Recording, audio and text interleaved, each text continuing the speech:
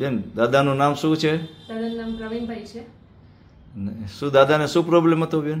દાદાને પેરાલિસિસનો હુમલો આવ્યો હતો ને પછી એમનું ચાલવામાં તકલીફ હતી, એટલે ચાલતા ચાલતા અચકાઈ જતા હતા અને પગ સીધો મંડાતો નહોતો, એટલે દાદાને ચાલવામાં તકલીફ હતી, નીચે બેસી નહોતા શકતા, એ તકલીફ હતી દાદાને.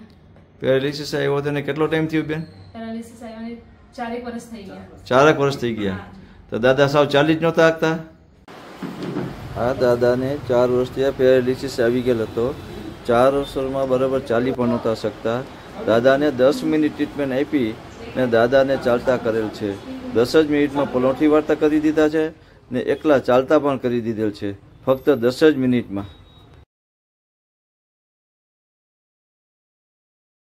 તો બેન દાદાને પેરાલિસિસ આવી ગયો પછી ચાલી શકતા હતા? ચાલી જ નહોતા શકતા?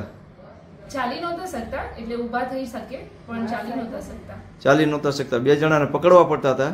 હા, એકાદ જણા પેલું કરવું પડે, સપોર્ટ આપવું પડતું હતું. હા, એ ત્યારે ચાલતા હતા. અચ્છા.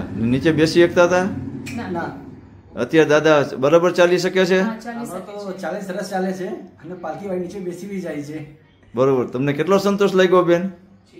100% સેટિસ્ફેક્શન છે. ને દાદાને અત્યારે કેટલો ફરક છે? દાદા કેટલો ફરક કહે છે? દાદા ફરક છે.